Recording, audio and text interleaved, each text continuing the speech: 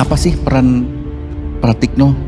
Pratikno ini adalah Menteri Sekretaris Negara. Dia dulu Rektor UGM dan membantu Jokowi sejak jadi wali kota dan ikut membantu pemenangannya. Ini berdasarkan liputan kami.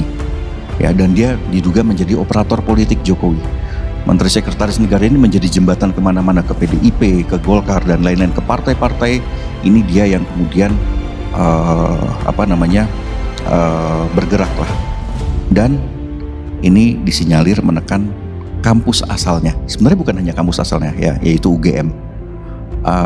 Kami dapat cerita waktu itu setelah kami ghost to kampus di UGM, gak lama kemudian kan Jokowi datang ya ke Jogja, dan di situ waktu kami datang kok ada spanduk-spanduk gitu menolak atau mengkritik pemerintah. Nah, begitu Jokowi datang, itu spanduk-spanduknya dicopot, dan informasi yang kami dapat itu memang ada instruksi. Pratikno terus dituding menjadi otak rusaknya dunia kampus. Hal itu berdasarkan investigasi majalah Tempo. Bukan hanya itu saja, Pratikno dituding menjadi operator politik mantan Presiden Jokowi dalam beberapa kesempatan. Salah satunya saat memuluskan langkah putra sulung Jokowi, Gibran Rakabuming Raka, menjadi capres setelah keluarnya putusan Mahkamah Konstitusi. Dan Pratikno ini dulu meminta kampus-kampus, forum rektor kampus itu untuk mendukung Ganjar Pranowo.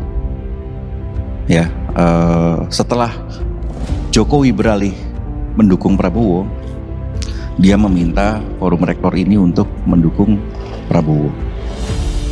Nah, selain itu, Pratikno ini diduga ini melobi hakim-hakim MK supaya mendukung atau membuka ruang untuk Gibran Rakabuming Raka menjadi calon wakil presiden. Waktu itu putusan MK kan membolehkan mereka yang belum berusia 40 tahun ya untuk menjadi calon presiden atau calon wakil presiden sepanjang dia menjadi kepala daerah. Pratikno memang dikenal ahli dalam bidang kebijakan publik, politik desentralisasi, dan politik keuangan negara.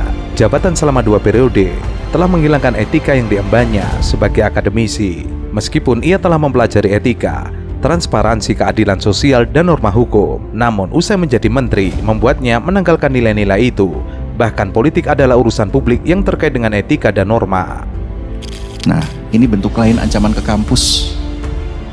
Ya, pertama, ramai-ramai memberi gelar kehormatan. Ini yang dilakukan oleh kampus juga ya, dua sisi jadinya. Kita lihatlah, ada begitu banyak kampus yang lebih dari satu, buat saya sudah too much ya, memberikan gelar kehormatan, entah itu profesor, entah itu doktor kehormatan kepada politikus. Itu yang benar politikus, bukan politisi.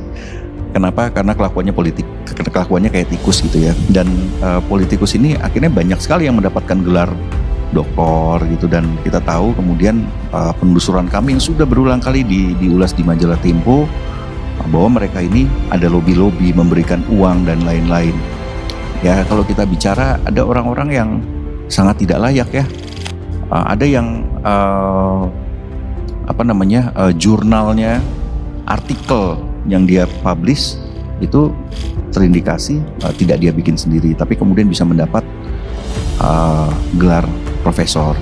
Berdasarkan investigasi yang dilakukan, Pratikno diduga telah melanggengkan kekuasaan sang majikan. Bahkan, Pratikno pun terseret dalam pusaran kasus korupsi BTS 4G Bakti Kominfo yang ditangani Kejaksaan Agung. Selain memuluskan Gibran menjadi capres yang belum cukup umur di MK, manuver Pratikno juga menyasar partai-partai agar bersedia menerima putra sulung Jokowi itu menjadi pendamping Prabowo Subianto. Bukan hanya itu, Pratikno juga berperan penting untuk mengonsolidasi para rektor se-Indonesia. Lalu juga meloloskan pejabat bermasalah. Apa contohnya? Ya, kita melihat dari kasusnya di UI. Bahlil Lahadalia yang kemudian mendapatkan gelar doktor, tapi kemudian bermasalah ya, terbukti bermasalah. Kurang dari 2 tahun dia bisa mendapatkan gelar doktor. Itu orang luar biasa jenius, berarti dia bisa merampungkan gelar doktor kurang dari 2 tahun ya. Gua aja tesis saya sampai sekarang belum selesai gitu kan, tapi dia bisa secepat itu 2 tahun. Ya, pemerintah juga kemudian menjadikan kampus ini sebagai pendukung untuk proyek-proyek strategis nasional atau proyek-proyek pemerintah lah, proyek BUMN dan lain-lain. Dulu di Pegunungan Kendeng di daerah Rembang dan Pati ada semen Indonesia gitu, dan pembangunan pabrik semen Indonesia, dan itu menimbulkan kerusakan yang luar biasa. Ini apa yang disampaikan oleh warga di sana ya ketika kami menginvestigasi persoalan ini. Usut punya usut, ternyata juga ada peran dari akademikus, dosen-dosen yang kemudian mendukung dalil-dalil dari semen Indonesia ini. Nah, terakhir adalah pemerintah memberikan gula-gula izin tambang. Kita mau kasih pancing, pemerintah Pak Jokowi sudah mencabut 2.600 izin tambang siup, dicabut dari swasta-swasta, dan sudah diberikan, yang pertama diberikan kepada PBNU. Yang pertama itu pancing-pancing yang akan dibagi, ya kan? Presiden Jokowi resmi mengizinkan organisasi kemasyarakatan keagamaan untuk mengelola lahan tambang.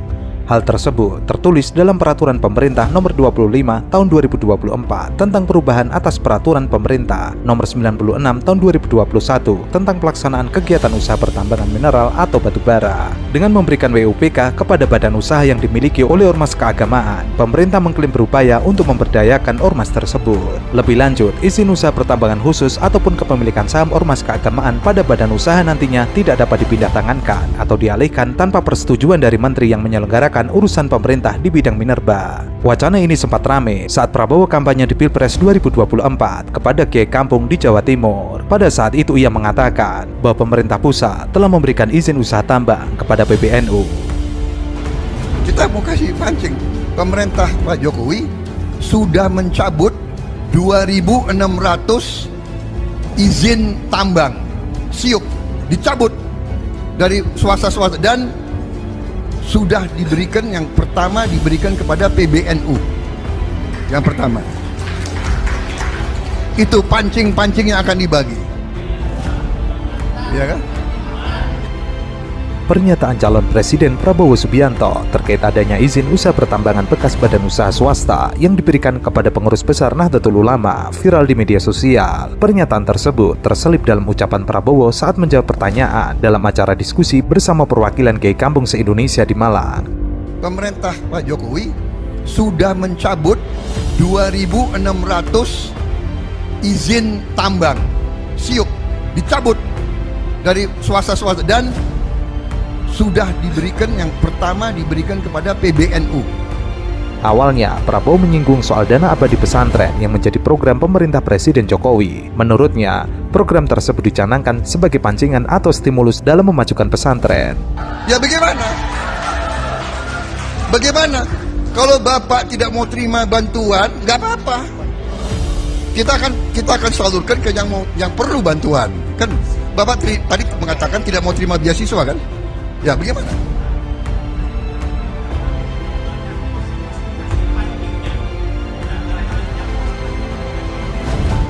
Oh, pasti kita lebih senang kasih pancing. Bapak tahu pemerintah Jokowi sudah bikin apa? Bapak pernah dengar dana abadi pesantren? Bapak sudah dengar? Pernah ada sebelum ini? Tidak hanya itu, Prabowo juga menyinggung pancingan lain yang diberikan pemerintah kepada kalangan ormas. Pemerintah Jokowi sudah mencabut 2.600 izin tambang dari swasta-swasta dan sudah diberikan pertama ke PBNU. Itu pancing-pancing yang akan dibagikan. Kita mau kasih pancing, pemerintah Pak Jokowi sudah mencabut 2.600 izin tambang siup, dicabut dari swasta-swasta, dan sudah diberikan, yang pertama diberikan kepada PBNU. Yang pertama itu pancing-pancing yang akan dibagi, ya kan? Pernyataan Prabowo tersebut pun viral di media sosial. Akun netizen NU Jatim mempertanyakan pernyataan Prabowo tersebut. Izin tabayun Pak Prabowo terkait izin tambang yang diberikan ke PBNU. Mantan Sekretaris Kementerian BUMN Muhammad Said Didu juga terlihat ikut mengomentari akun tersebut. Ia cukup heran dengan pernyataan Prabowo dan meminta Prabowo memberikan penjelasan. Nah, makanya saya sejak awal saya setuju dengan IKN. Maka saya pilih pengukuhan PBNU di Balikpapan untuk mendukung IKN. Ya, saya tidak habis mengerti ini yang nolak ini karena tidak paham, ya atau karena ini penting.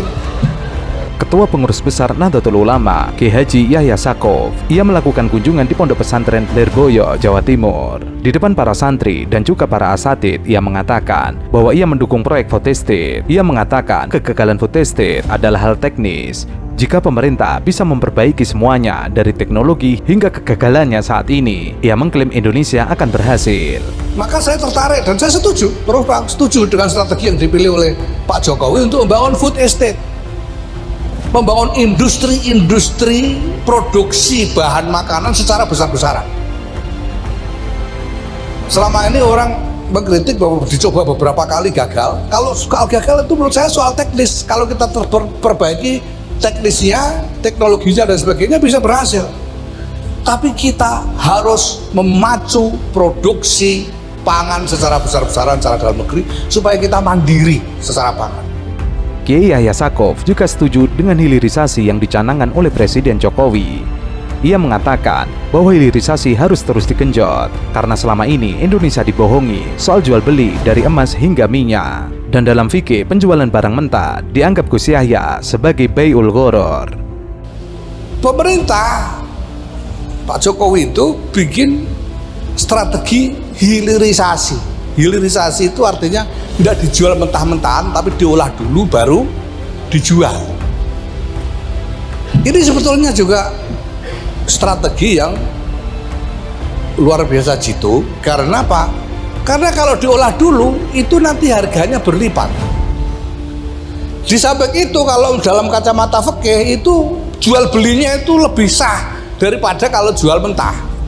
Gus Yahya menambahkan bahwa ia setuju dengan proyek IKN lantaran pembangunan proyek IKN merupakan cara Indonesia untuk membangun pertahanan kelas dunia. Ia juga mengatakan bahwa hal tersebut tidak mungkin dibangun di Jakarta karena sudah tidak ada lahan lagi.